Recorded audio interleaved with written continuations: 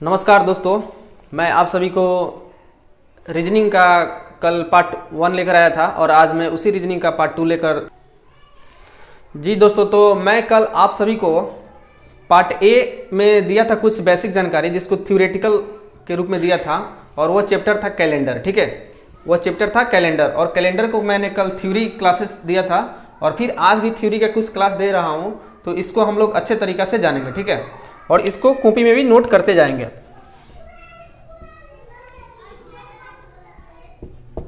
जैसे कैलेंडर हो गया, तो कैलेंडर के बारे में मैं कल आप सभी को कुछ बेसिक नॉलेज दिया था थ्योरेटिकल टाइप पर, तो आज फिर मैं कुछ थ्योरी का नॉलेज देने जा रहा हूं। इसको आप लोग अच्छे तरह से देखें। जैसे कि कल मैंने बताया था कि कैलेंडर का मतलब होता है पंचांग। कैलेंडर का मतलब होता है पंचांग, और इसके बारे में मैंने कल नोट्स भी दिया था और उस नोट्स को मैं आज रिपीट कर दे रहा हूं। जैसे मैं कौन कौन सा नोट्स दिया था, जैसे देखिए, जैसे मैं नोट्स में बताया था कि मान लीजिए कि अगर कल सोमवार है तो 7 दिन बाद कौन सा दिन होगा और उसके 7 दिन पहले कौन सा दिन होगा, इसके बारे में बताया था। लेकिन आज मैं ये भी बताने जा रहा हूं कि अगर मान लीजिए कि आज सोमवार है तो 7 दिन बाद कौन सा दिन होगा और 7 दिन पहले कौन सा दिन होगा, इसके बारे में भी जानकारी लेंगे। ठीक है, जैसे मान लीजिए कि आज सोमवार है,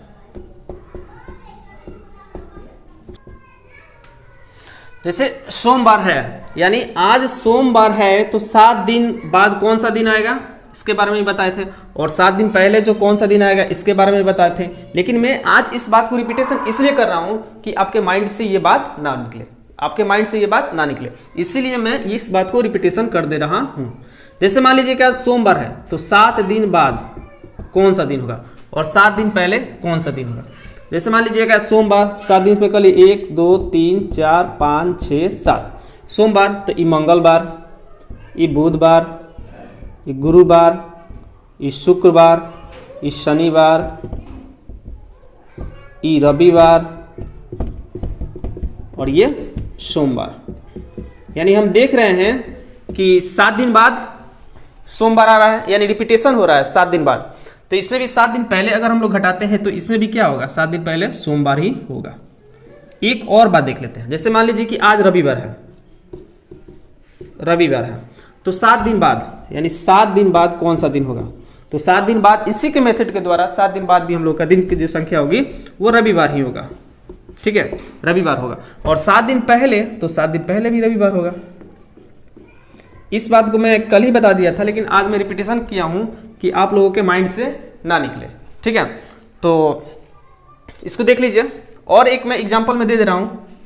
जैसे मान लीजिए कि आज मंगलवार है तो 7 दिन बाद कौन सा दिन पड़ेगा, 7 दिन बाद कौन सा दिन पड़ेगा, तो ये भी मंगलवार ही आएगा। और 7 दिन पहले भी मंगलवार ही आएगा। तो हमें ये बात अच्छी से जानकारी हो गई कि अगर किसी भी दिन में अगर हम लोग 7 जोड़ रहे हैं या 7 घटा रहे हैं तो फिर से हम लोग को वही दिन प्राप्त होता है। ठीक है दोस्त, यानी किसी भी दिन में अगर हम 7 जोड़ रहे हैं या 7 घटा रहे हैं तो फिर से हम लोगों का दिन वही प्राप्त होता है। जैसे सोमवार में जोड़िए, मंगलवार में जोड़िए, बुधवार में जोड़िए, गुरुवार में जोड़िए, शुक्रवार में जोड़िए, शनिवार में जोड़िए, रविवार में जोड़िए, यानी 7 दिन के बाद फिर से वही दिन प्राप्त हो जाएगा। ठीक है, तो आगे के टाइप्स मैं बता रहा हूं, इसको क्लीन कर रहा हूं बोर्ड को। जब तक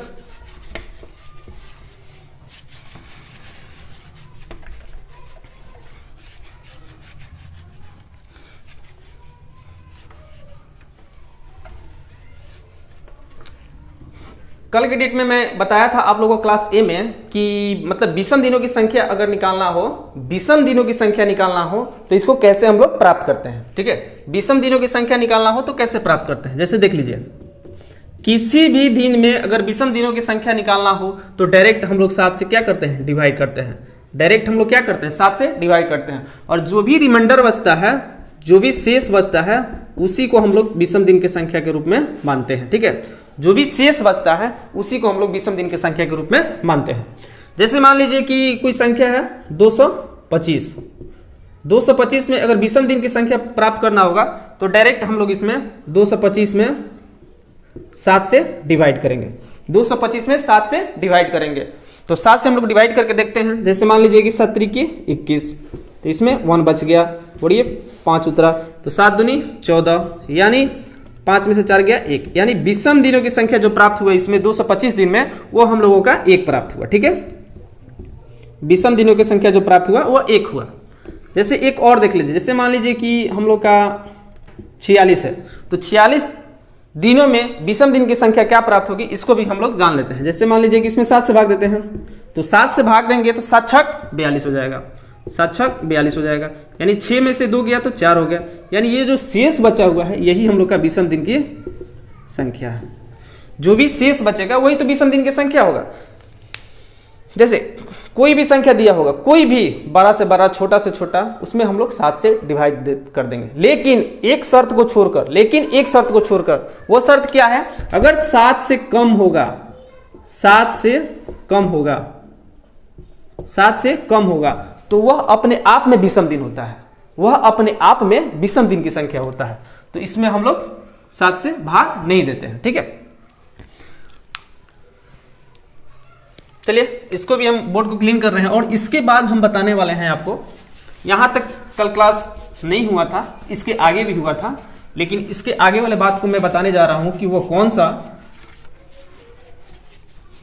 भाषा है जिसको हम लोग को समझना है, और अच्छी तरह से ये सभी थ्योरी को हम लोग समझेंगे। ठीक है, जैसे मान लीजिए कि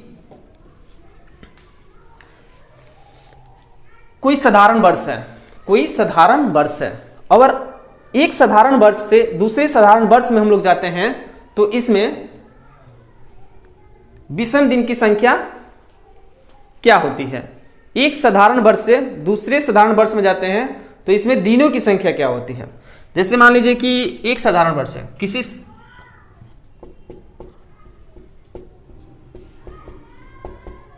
साधारण वर्ष से साधारण वर्ष में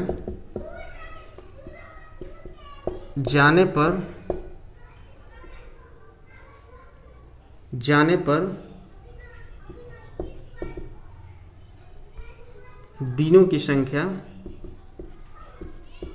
दिनों की संख्या एक होता है।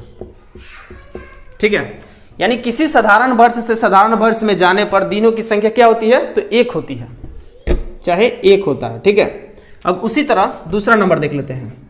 जैसे मान लीजिए कि किसी साधारण वर्ष से लीप वर्ष में जाने पर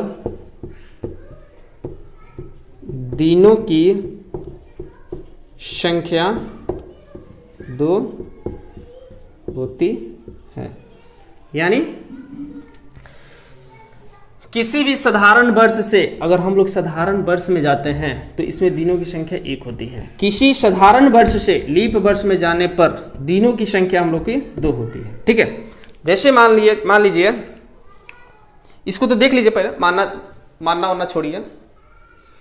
जैसे इस बात को हम लोग अच्छे तरह से समझ गए होंगे, लेकिन इसमें थोड़ा सा हम कुछ हिंदी बात जो था वो हम गलती बोल दिए थे। लेकिन देखिए, किसी साधारण वर्ष से साधारण वर्ष में जाने पर दिनों की संख्या 1 बढ़ जाता है। ठीक है, 1 बढ़ जाता है। ठीक है, अब उसी तरह किसी साधारण वर्ष से लीप वर्ष में जाने पर दिनों की संख्या में 2 बढ़ जाता है। ठीक है, इस बात को भी हम लोग ध्यान देंगे। लेकिन वहाँ पर गलत नहीं था, जो भाषा था वो हम थोड़ा भाषा अलग तरीके से लिखवा दिए थे, उसको हम लोग गलत नहीं मानेंगे। अब आगे की बातों को हम लोग जानेंगे। ठीक है, जैसे हम लोग कुछ बातें ये जानेंगे कि जैसे इसमें कुछ साल भी होता है, मंथ भी होता है, वीक भी होता है और दिन भी होता है। इन सभी बातों को हम लोग बेसिक तरीका से जानेंगे। ठीक है, केवल बेसिक तरीका से, एकदम नीचे स्तर से हम लोगों को धीरे धीरे ऊपर स्तर पर जाना है। ठीक है, घबराना थोड़ा सा भी नहीं है, एकदम अच्छे तरीके से पढ़ना है, अच्छे कंसेप्ट से पढ़ना है, बिल्कुल नॉर्मल तरीके से पढ़ना है।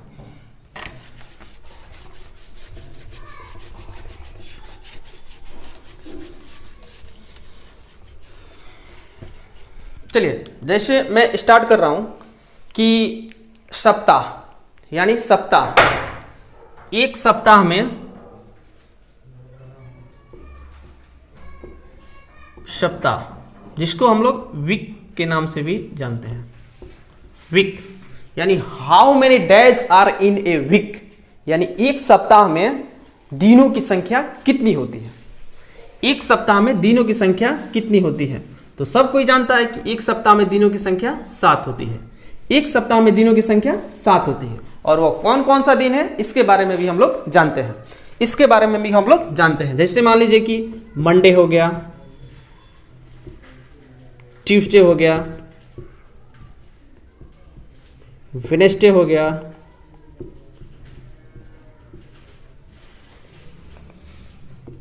थर्सडे हो गया, फ्राइडे हो गया, सैटरडे हो गया और फिर संडे हो गया, फिर संडे हो गया। यानी हम लोगों को एक सप्ताह में, जैसे ये वीक का नेम्स हो गया जो 7 होता है, जैसे संडे हो गया, मंडे हो गया, ट्यूसडे हो गया, वेडनेसडे हो गया, थर्सडे हो गया, फ्राइडे हो गया, सैटरडे हो गया। उसके बाद हम लोग जानेंगे कि how many month are in a year. How many month are in a year, यानी एक साल में मंथों की संख्या कितनी होती है। तो इसमें होता है 12, ठीक है, इसमें होता है 12। जैसे हम लोग जान लेंगे कौन कौन सा होता है, जैसे जनवरी हो गया, फरवरी हो गया, मार्च हो गया, अप्रैल हो गया, मई हो गया, जून हो गया, जुलाई हो गया, अगस्त हो गया, सितंबर हो गया, अक्टूबर हो गया, नवंबर हो गया और दिसंबर हो गया। ठीक है, ये हम लोगों का साल का नेम हो गया। जैसे ये भी हम लोग जानकारी लेंगे कि जनवरी जो मंथ होता है ये कितने दिन का होता है, फरवरी मंथ जो होता है ये कितने दिन का होता है, मार्च जो होता है ये कितने दिन का होता है। तो इसके बारे में हम लोग जानते हैं। जैसे जनवरी हो गया यह 31 दिन का होता है, फरवरी 28 और 29 दिन का होता है, मार्च 31 दिन का होगा, अप्रैल 30 दिन का होगा, मई 31 दिन का होगा, जून 30 दिन का होगा, जुलाई 31 दिन का होगा, अगस्त 31 दिन का होगा और सितंबर आपका हो जाएगा 30 दिन का हो जाएगा, अक्टूबर 31 दिन का हो जाएगा, नवंबर 30 दिन का हो जाएगा और दिसंबर 31 दिन का होगा। ठीक है, तो ये हम लोग जनवरी, फरवरी, मार्च, अप्रैल, मई, जून, जुलाई, अगस्त, सितंबर, अक्टूबर, नवंबर, दिसंबर, यानी इसमें हम लोग दिनों की संख्या जान गए कि जनवरी मंथ में कितने दिनों की संख्या होती है, फरवरी में कितने दिनों की होती है, मार्च में कितने दिनों की होती है। अब चलिए आगे इसके बारे में हम लोग जानते हैं कि जनवरी मंथ में जो होती है विषम दिनों की संख्या कितनी होती है। तो मैंने आप सभी को इसके पहले बताया था कि किसी भी संख्या का या किसी भी अधिक दिन की संख्या होगा तो उसमें हम लोग अगर विषम दिनों की संख्या प्राप्त करना होगा तो डायरेक्ट उसमें हम लोग 7 से डिवाइड करते हैं। तो इसमें हम लोग 7 से डिवाइड करेंगे तो 7 चौक 28, यानी 3 विषम दिनों की संख्या प्राप्त हो गया। इसमें अगर 7 से करेंगे तो इसमें हो जाएगा 0 और इसमें हो जाएगा 7 से करेंगे तो 1 और इसमें करेंगे तो 7 से 3, इसमें करेंगे तो 2, इसमें करेंगे तो 3, इसमें 2, इसमें 3, इसमें 3 और इसमें 2, इसमें 3, इसमें 2 और इसमें 3। यानी आप सभी को मालूम चल गया होगा कि किसी भी दिन में, जैसे मान लीजिए कि 30 है, 30 में अगर हम 7 से डिवाइड करते हैं तो 7 चौक 28, तो इसमें विषम दिनों की संख्या 2 प्राप्त हुआ। इसी तरह 31 में भाग देंगे तो 7 चौक 28 यानी 3, विषम दिनों की संख्या 3 प्राप्त होगी। जितने भी इसमें 31 मंथ वाले महीना है उसमें दिनों की संख्या हम लोगों का 3, विषम दिनों की संख्या 3 प्राप्त होगा और 30 वाला में होगा 2 प्राप्त होगा और 28 जो है 1 फरवरी मंथ है उसमें विषम दिनों की संख्या 0 प्राप्त होगा, 29 में केवल 1 प्राप्त होगा। ठीक है दोस्तों, अब आगे मैं आप सभी को बताऊंगा कि ये जो ईयर होते हैं यह कितने प्रकार के होते हैं, जो ये ईयर होते हैं वो कितने प्रकार के होते हैं। ठीक है, आप लोग इसको जल्दी जल्दी देख लें और इसको अपने कॉपी पे नोट कर लें। तब तक मैं इसको क्लीन कर रहा हूं बोर्ड को। चलिए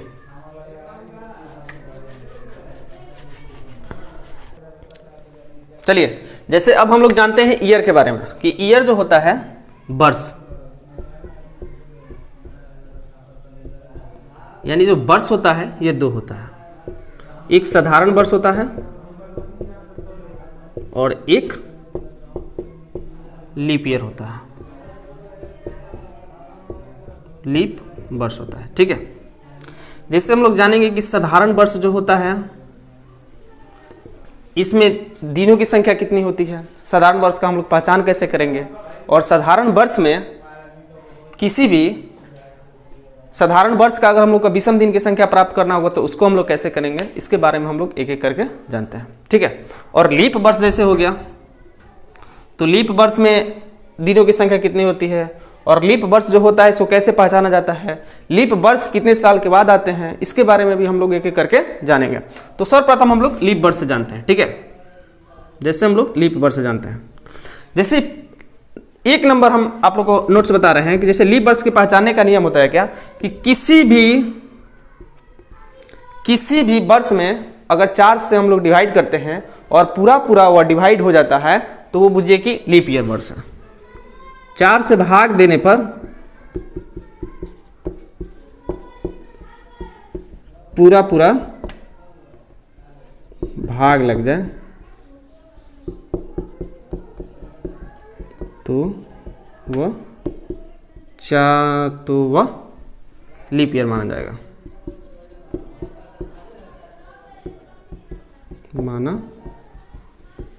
जाएगा, ठीक है। जैसे किसी भी वर्ष में अगर हम लोग 4 से भाग देते हैं और पूरा पूरा वो डिविजुअल हो जाता है तो बुझिए कि वो वर्ष जो होगा वो लीप वर्ष माना जाएगा। ठीक है। जैसे एग्जांपल में मैं आप सभी को बता दे रहा हूँ, जैसे मान लीजिए कि 1992 है, 1996 है, 1980 है। ठीक है। ये जो वर्ष है 1992, तो ये जो लास्ट के 2 टर्म है इसी में हम लोग केवल 2 से 4 से डिवाइड करेंगे। ठीक है। 92 में हम लोग 4 से डिवाइड करेंगे तो 4 दूनी 8, 1 बचा तो 2 उसको उतारेंगे तो 4 3 12। फिर इसमें हम लोग 4 से डिवाइड करेंगे तो 4 दूनी 8, 4 चौका 16। फिर इसमें करेंगे 4 से तो 4 दूनी 8, 1 0। यानी कोई भी साल में अगर हम लोग 4 से डिवाइड कर देते हैं और देने के बाद अगर हम लोग का शेषफल 0 प्राप्त होता है तो वो बुझिए कि हम लोग का लीप ईयर वर्ष है। ठीक है। अब 1-2 बात और मैं इसमें बता रहा हूँ। लीप ईयर वर्ष में ये तो हम लोग का मालूम चला गया। अब इसके बारे में हम लोग जानेंगे कि लीप ईयर वर्ष जो होता है वो कितने साल के बाद आते हैं। तो लीप ईयर वर्ष जो होता है वो 4 साल के बाद आता है। लीप ईयर वर्ष 4 साल के बाद आता है, 4 साल के बाद आता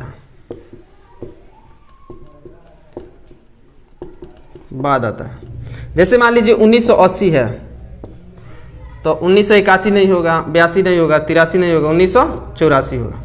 फिर इसी तरह 88 आएगा, इसी तरह 1992 होगा, 1996 होगा। ठीक है। जैसे 1980 हो गया तो 1980 के 4 साल बाद 84 आएगा, फिर इसके 4 साल बाद 88 आएगा, फिर इसके 4 साल बाद 92 आएगा, फिर इसके 4 साल बाद 96 आएगा। यानी हम लोगों को मालूम चल रहा है कि जो भी लीप वर्ष होता है वो 4 साल के बाद कंटिन्यू आता है। ठीक है। और इसके बाद हम लोग एक बात को और जानेंगे कि लीप वर्ष में जो दिनों की संख्या होती है वो टोटल कितना होता है। लीप वर्षों में दिनों की संख्या जो होती है वो टोटल कितना होता है। तो लीप वर्ष में जो दिनों की संख्या होती है वो टोटल 366 होता है। 366 दिन का लीप वर्ष होता है।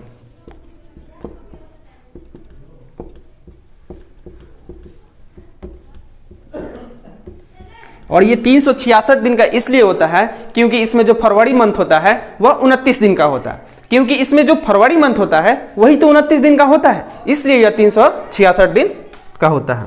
जो फरवरी मंथ होता है यही 29 दिन का होता है। ठीक है।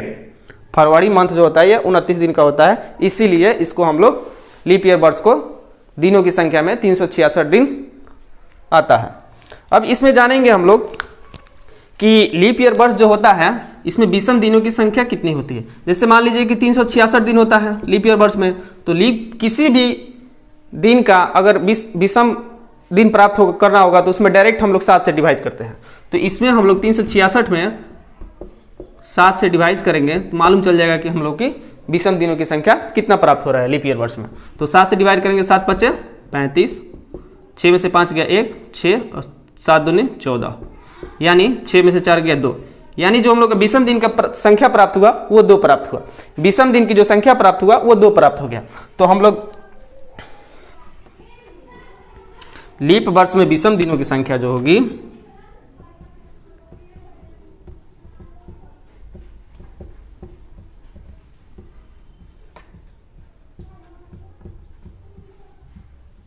संख्या 2 होगा। ठीक है, लीप वर्ष में विषम दिनों की संख्या 2 होगा। ठीक है, अब इसके बारे में ये तो हमारे देखने से कंप्लीट हो गया। अब मैं बताने जाऊंगा आप लोगों को साधारण वर्ष के बारे में। अब मैं बताने जाऊंगा साधारण वर्ष के बारे में कि साधारण वर्ष कितने दिन का होता है और ये इसको कैसे मालूम करेंगे कि साधारण वर्ष है, कैसे नहीं मालूम करेंगे, इसके बारे में भी हम लोग एक एक करके जानते हैं। और साधारण वर्ष में विषम दिनों की संख्या कितनी होती है ये भी जानेंगे। छोटी छोटी बातें को यहाँ पर थोड़ा सा में हम लोग प्राप्त कर लेते हैं। जैसे साधारण वर्ष में 365 दिन होता है। 365 दिन इसलिए होता है क्योंकि इसमें जो फरवरी मंथ होता है वह केवल 28 दिन का होता है। फरवरी मंथ जो होता है केवल 28 दिन का होता है। इसमें विषम दिनों की संख्या प्राप्त करना होगा। विषम दिनों की संख्या प्राप्त करना होगा तो इसमें भी हम लोग 7 से डिवाइड करते हैं और 7 से डिवाइड करने के बाद 365 में तो हम लोग का विषम दिन की संख्या 1 प्राप्त होगा। जैसे हम लोग 365 में 7 से डिवाइड कर लेते हैं तो 7 पचे 35, 6 में से 5 गया 1, 5, 7 दूनी 14, यानी 5 में से 4 गया 1, यानी विषम दिनों की संख्या क्या प्राप्त हो गया? 1 प्राप्त हो गया। और कैसे हम लोग मालूम करेंगे कि ये साधारण वर्ष है कि नहीं है, तो ये भी हम लोग जान लेते हैं। कोई भी वर्ष में अगर हम लोग 4 से डिवाइड कर रहे हैं, अगर वह वर्ष पूरा नहीं कटता है तो वो बुझिए कि साधारण वर्ष है। ठीक है, जैसे देख लीजिए कि 1993 हो गया, 94 हो गया, 95 हो गया, और इन सभी में अगर हम लोग 4 से डिवाइड करते हैं तो ये कभी भी 4 से पूरा नहीं कटेगा, इसलिए हम इसको साधारण वर्ष से जानते हैं। ठीक है, आप लोग इसको उतारें, अच्छे से नोट बनाएं कॉपी में और इसको बढ़िया से इसको देखें, याद करें, अच्छा से रखें इसको माइंड पे, क्योंकि आने वाले समय में आप सभी को इसका बहुत ज़्यादा जरूरत पड़ेगा आगे चल के। ठीक है, चलिए आगे की बातों को तो हम लोग कुछ देख लिए। अब इसके बाद जो आने वाले बात है उसके बारे में भी हम लोग जानते हैं, कैलेंडर के बारे में। ठीक है, तो ऐसे कुछ मतलब कि कोड होते हैं, जैसे मंथ कोड हो गया, ईयरली मंथ कोड हो गया, फिर से वीक कोड हो गया और सेंचुरी कोड हो गया। तो इसके बारे में भी हम लोग जानेंगे आज, और जानने के बाद क्वेश्चन को हम लोग आगे बढ़ाएंगे, क्वेश्चन को आगे बढ़ाएंगे। जैसे देखिए वीक कोड जो होता है, वीक कोड, जैसे वीक कोड हो गया, जैसे मान लीजिए कि 1 है, 2, 3, 4, 5, 6, 0, यानी जो ये वीक कोड है इसको हम लोग कैसे मतलब कि मालूम करेंगे कि ये कौन सा कोड किसका है। तो डायरेक्ट हम लोग एक बात को ध्यान रखेंगे, मंडे से स्टार्ट करेंगे, यानी ये हो गया सोमवार, ये हो गया मंगलवार, ये हो गया बुधवार, ये हो गया आपका गुरुवार, और ये हो गया आपका शुक्रवार, और ये हो गया आपका शनिवार, और ये जो 0 आएगा यही हम लोग का रविवार है। ठीक है, यानी वीक कोड हम लोग वीक कोड याद करना होगा तो 1 का मतलब सोमवार, 2 का मतलब मंगलवार, 3 का मतलब बुधवार, 4 का मतलब गुरुवार, 5 का मतलब शुक्रवार, 6 का मतलब शनिवार और 0 का मतलब रविवार होता है। ठीक है, इसको आप लोग, हमारे उम्मीद है कि आप लोग अच्छे से इसको याद कर लिए होंगे, और इसमें कुछ हार्ड भी नहीं है जहाँ तक देखा जाए।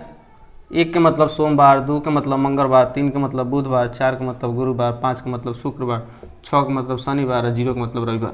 इस बात को मैं 3 बार रिपीट कर दिया हूँ, हो सकता है कि आप लोग याद कर लिए होंगे। अगर नहीं याद किए होंगे तो कॉपी में इसको लिख लीजिएगा और याद कीजिएगा, बहुत बेहतरीन तरीके से याद हो जाएगा। अब आगे मैं बता रहा हूँ कि मंथ कोड जो होता है उसको कैसे हम लोग याद रखेंगे। जैसे कि देखा जाता है कि मंथ कोड जो होता है 12 गो नंबर लेकर आएगा। ठीक है, मंथ कोड जो होगा 12 गो नंबर लेकर आएगा, लेकिन इसको हम लोग कैसे याद करेंगे इसके बारे में भी हम लोग जानेंगे कि इसको कैसे याद करेंगे। चलिए जैसे देखते हैं, जैसे ये मंथ कोड हो गया,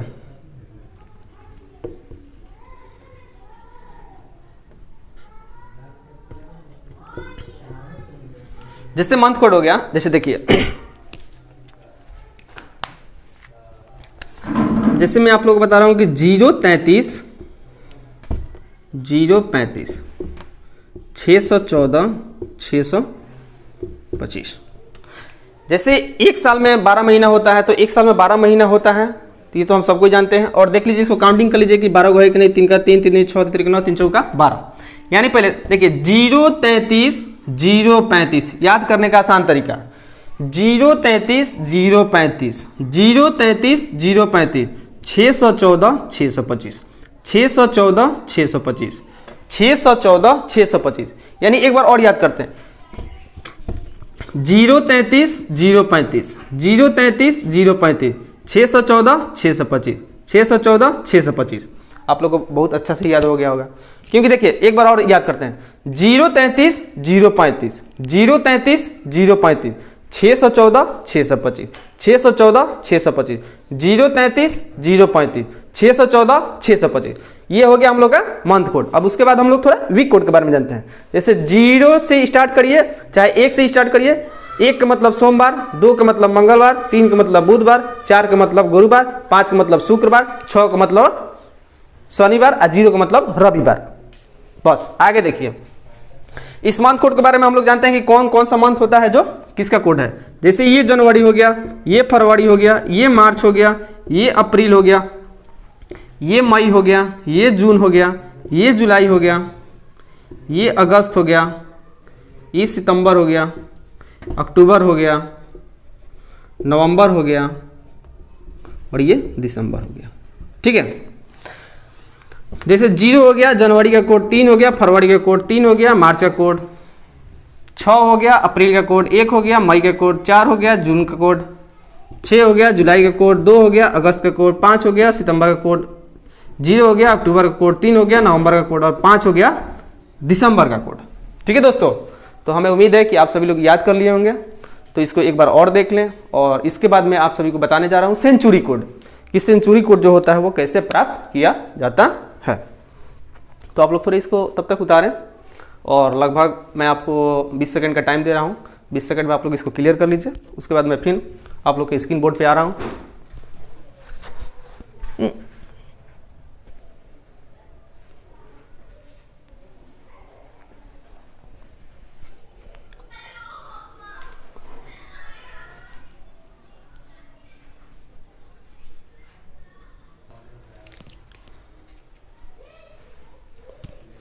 चलिए, आप सभी लोग इसको उतार लिए होंगे अच्छे से कॉपी में। अब मैं इसको क्लीन करने जा रहा हूँ बोर्ड को।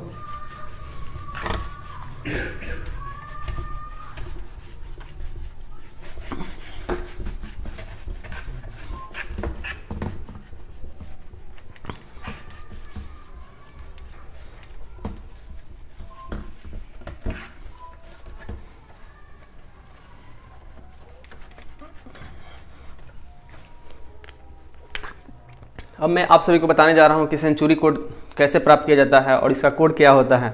इसके बारे में हम लोग एक एक करके जानेंगे।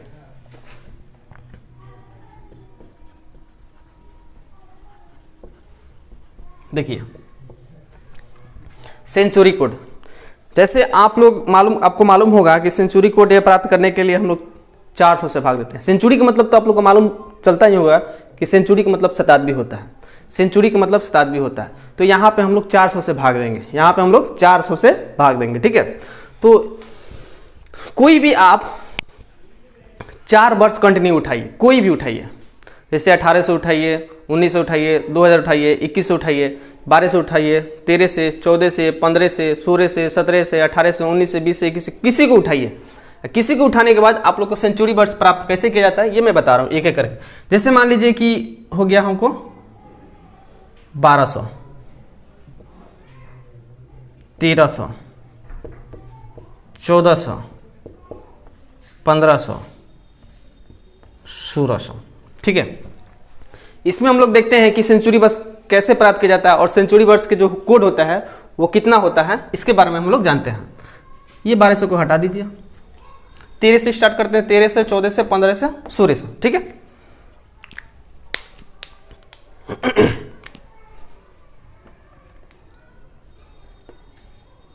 जैसे मैं आप सभी को बताया हूं कि सेंचुरी वर्ष के कोड निकालने के लिए इसमें हम लोग 400 से क्या करते हैं, डिवाइड करते हैं, डिवाइड बाई 400। तो इसमें अगर हम लोग 400 से डिवाइड देंगे तो डिवाइड देने के बाद हम लोग को मालूम चलेगा कि शेषफल क्या प्राप्त होता है, उसी के हिसाब से हम लोग कोड भी लिखते हैं। जैसे 1300 है, 1300 में 400 से भाग दीजिए तो 2 जीरो से 2 जीरो कट गया, 13, 4 3 12, शेषफल 1। फिर इसमें 400 से भाग देंगे, 1400 में 400 से भाग देंगे, 2 जीरो से 2 जीरो कट गया, 4 3 12, शेषफल 2। इसमें अब देंगे तो 1500, बट्टा 400, 2 जीरो से 2 जीरो, 4 3 12 शेषफल 3, फिर 1600 में भाग देंगे, 400 से 2 जीरो से 2 जीरो, 4 चौका 16 यानी 0 शेषफल प्राप्त हुआ। ठीक है, तो जहां पे अगर आप लोगों को शेषफल 1 प्राप्त होगा तो उसका डायरेक्ट हम लोग कोड लिखेंगे, 2 प्राप्त होगा तो उसका भी कोड लिखेंगे, 3 प्राप्त होगा तो उसका भी कोड लिखेंगे, 4 प्राप्त होगा उसका भी कोड लिखेंगे। लेकिन हम लोग जानते हैं कि 1 का कोड क्या होता है, 2 का कोड क्या होता है, 3 का कोड क्या होता है और 0 का कोड क्या होता है, इसके बारे में हम लोग जानेंगे। जैसे देखिए 1 का कोड आपका होगा 4, 2 का कोड होगा 2, 3 का कोड होगा 1 और 0 का कोड होगा आपका 6। ठीक है, जैसे ये 0 का 6 हो गया। ठीक है, 0 का 6 हो गया। फिर जैसे 1300 में हम लोग 400 डिवाइड दिए तो शेषफल प्राप्त 1 हुआ, तो 1 का कोड क्या हो गया 4 हो गया, 2 का कोड क्या हो गया 2 का कोड 2 हो गया, 3 का कोड क्या होगा 3 का कोड 0 हो गया और 0 का कोड क्या हो गया तो 0 का कोड 6 हो गया।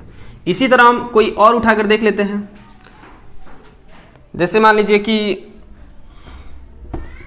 1700, 1800, 1900 और 2000।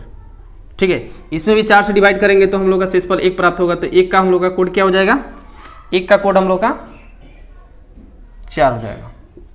यहाँ पे 2 प्राप्त होगा तो 2 का कोड क्या हो जाएगा 2 हो जाएगा। यहाँ पे 3 प्राप्त होगा तो 3 का कोड क्या हो जाएगा 0 हो जाएगा। यहाँ पे 0 प्राप्त होगा तो 0 का कोड क्या हो जाएगा 6 हो जाएगा। ठीक है, फिर जैसे ये भी चेक कर लिए, इसका भी मालूम चल गया कि 1 का कोड 4 हो गया, 2 का कोड 2 हो गया, 3 का कोड 0 हो गया, 0 का कोड 6 हो गया। यहाँ पे भी 1 का कोड 4 हो गया, 2 का कोड 2 हो गया, 3 का कोड 0 हो गया और 0 का कोड 6 हो गया। यानी इससे क्या मालूम चल रहा है कि किसी भी संख्या में अगर हम लोग 4 से डिवाइड करते हैं तो शेषफल हमेशा या तो 0 आएगा, या तो 1 आएगा, 2 आएगा, 3 आएगा। ठीक है, और 0 का कोड जो होता है वो 6 होता है, 1 का कोड जो होता है वो 4 होता है, 2 का कोड जो होता है 2 होता है और 3 का कोड जो होता है 0 होता है। ये किस में, तो ये केवल हम लोग सेंचुरी वर्ष में हम लोग प्राप्त करेंगे। ठीक है, केवल किस में, तो केवल सेंचुरी वर्ष में इसको हम लोग इस कोड का हम लोग प्रयोग करेंगे। ठीक है, अब आगे में एक और कंटिन्यू साल ले रहा हूं। जैसे मान लीजिए कि 800 हो गया, 900 हो गया, 1000 हो गया और 1100 हो गया। इसमें भी अगर हम 4 से डिवाइड करते हैं तो ये हम यहाँ पे 0 प्राप्त होगा, यहाँ पे 1 प्राप्त होगा, यहाँ पे 2 प्राप्त होगा और यहाँ पे 3 प्राप्त होगा। तो 0 का कोड हमेशा 6 होगा, 1 का कोड हमेशा 4 होगा, 2 का कोड हमेशा 2 होगा और 3 का कोड हमेशा 0 होगा। ठीक है, 3 का कोड हमेशा 0 होगा। तो आगे अब हम लोग क्वेश्चन पे चलेंगे, आगे हम लोग क्वेश्चन पे चलेंगे। ठीक है, क्वेश्चन पे चलेंगे और क्वेश्चन को हम लोग प्राप्त करेंगे कि कैसे कैसे निकाला जाता है। अब देख लीजिए इसको कोड को और आप लोग इसको नोट बना लीजिए और इसको याद करिए। इसको आप लोग उतारिए और मैं अब इसको मिटका रहा हूँ, यानी क्लीन कर रहा हूँ बोर्ड को।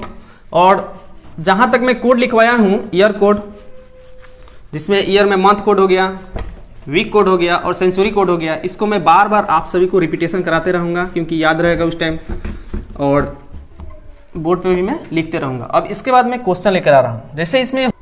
जैसे अब हम लोगों का प्रश्न के ऊपर हम लोग चलेंगे और प्रश्न के ऊपर हम लोग चलने के बाद कुछ और बातों को जान लेते हैं कि इसमें प्रश्न में होता है जो क्या, जैसे हम लोग किसी व्यक्ति का अगर डेट ऑफ बर्थ है तो उसका डेट ऑफ बर्थ जो हुआ है उसमें हम लोग दिन की संख्या कैसे प्राप्त करेंगे, किस दिन का उनका जन्मदिन हुआ था, किस दिन का नहीं हुआ था। चाहे किसी का भी निकालिए, चाहे दादा का निकालिए, चाहे दादी का निकालिए, चाहे नाना का निकालिए, चाहे नानी का निकालिए, चाहे काका का निकालिए, चाहे काकी का निकालिए, चाहे मामा का निकालिए, चाहे मामी का निकालिए, चाहे पापा का निकालिए, चाहे मम्मी का निकालिए, चाहे भाई का निकालिए, चाहे बहन का निकालिए, चाहे चाचा का निकालिए, चाहे चाची का निकालिए, किसी का भी निकालिए।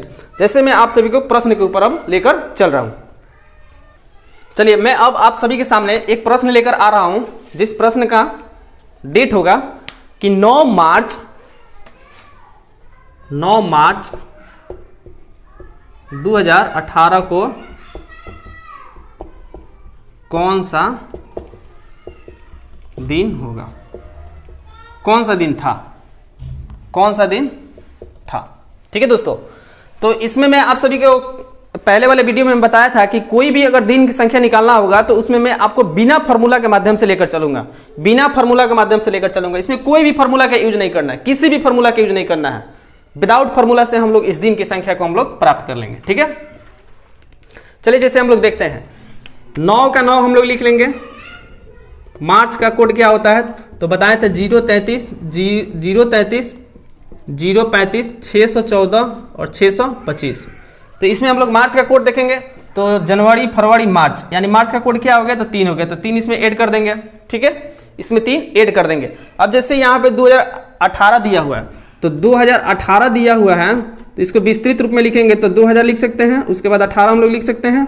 ठीक है, तो इसमें ये सेंचुरी कोड हो गया। तो सेंचुरी कोड प्राप्त करने के लिए इसमें कोड, तो इसमें 400 से हम लोग डिवाइड करते हैं, 4 से 4 कटेंगे तो 2 0 से 2 0 और 4 5 20, यानी 0 यहाँ शेषफल क्या आ गया, 0 आ गया। तो 0 का कोड क्या था, 0 का कोड क्या था, तो 0 का कोड हम लोग का था 6। 0 का कोड क्या था, तो 6 था। तो यहाँ पे प्लस 20 का 6 लिखेंगे और उसके बाद ये 18 ज्यों का त्यों हम लोग उतार देंगे। और इसमें हम लोग देखेंगे कि लीप ईयर वर्षों की संख्या कितनी है। 18 वर्षों में लीप ईयर वर्षों की संख्या कितनी है, तो लीप ईयर वर्षों की संख्या प्राप्त करने के लिए डायरेक्ट हमको 4 से डिवाइड करना पड़ेगा। 18 में 4 से डिवाइड करेंगे तो 4 चौका 16, यानी लीप ईयर वर्षों की संख्या कितनी है, 4 है, तो 4 ऐड कर देंगे। और उसके बाद टोटल संख्या में हम लोग 7 से डिवाइड कर देंगे। टोटल संख्या में हम लोग 7 से डिवाइड कर देंगे। अब इसमें देखिए, जैसे इसको जोड़ के भी हम लोग 7 से डिवाइड कर सकते हैं। तो जैसे जोड़िए, 9 3 12, 12 6 18, 18 18 36, 36 4 42, यानी 42 हो गया। और 36 4 40 हो गया। यहाँ पे हम मिस्टेक से 42 कर दिया था। अब इसमें 40 में हम लोग 7 से डिवाइड करेंगे और 7 से डिवाइड करने के बाद जो भी शेषफल प्राप्त होगा उसी के मुताबिक हम वीक कोड के माध्यम से उसको इंडिकेट कर देंगे। जैसे मान लीजिए 40 है, 40 में हम लोग 7 से डिवाइड करते हैं, 7 5 35, 35 0 में से 5 नहीं जाएगा तो इसमें एक 1 कैरी लेंगे तो ये 10 हो गया, 10 में से 5 गया 5 हो गया, 3 3 कट गया, यानी 5 शेषफल प्राप्त हो गया। तो यहाँ पे हम लोग 5, तो 5 को हम लोग किस दिन से इंडिकेट करते थे, तो ये भी हम लोग जानेंगे। जैसे 1 2 3 4 5 6 और 0। 1 के मतलब सोमवार, 2 के मतलब मंगलवार, 3 के मतलब बुधवार, 4 के मतलब गुरुवार, 5 के मतलब शुक्रवार। तो 5 के मतलब शुक्रवार, शुक्रवार दिनों की संख्या प्राप्त हो गया। इसमें 5 का मतलब शुक्रवार दिनों की संख्या प्राप्त हो गया। यानी 9 मार्च 2018 को कौन सा दिन था, तो शुक्रवार दिन था। यानी इस दिन जिसका भी अगर जन्म हुआ होगा वो शुक्रवार को धरती पर जन्म लिया होगा। ठीक, चलिए दोस्तों, हमें उम्मीद है कि आप सभी को इस क्वेश्चन के बारे में अच्छे तरीके से समझ में आ गया होगा। और मैं इसी तरह डे बाय डे प्रत्येक दिन में आप सभी को वीडियो लेकर आऊँगा। और हमें उम्मीद है कि ये भी उम्मीद है कि जो मैं क्वेश्चन दिया हूँ ये आप लोगों को बहुत अच्छे तरीके से समझ में आया होगा। ठीक है दोस्तों, अब मैं आप सभी को यही बताना जा रहा हूँ कि इसके बाद में जो वीडियो लेकर आऊँगा उसमें इसके बाद से जो भी क्वेश्चन आएंगे इसी तरह मैं लेकर आऊँगा। और उसमें भी मैं मंथ कोड, वीक कोड और सेंचुरी कोड को भी इसी तरह रिवाइज कराते रहूँगा कि आप सभी को वो माइंड से ना निकले। और जो भी क्वेश्चन आए आप सभी के सामने उसको आप लोग तुरंत यानी क्षण मिनटों या क्षण सेकेंडों में उसको बनाकर आप आंसर दें। और इसी के बाद मैं अपने वाणी को समाप्त करता हूं। और मैं आप सभी से ये भी रिक्वेस्ट करूंगा कि इस चैनल को यानी एएलपी कंसेप्ट को लाइक करें, सब्सक्राइब करें और थोड़ा सा शेयर भी करें। थैंक यू दोस्तों, बाय बाय।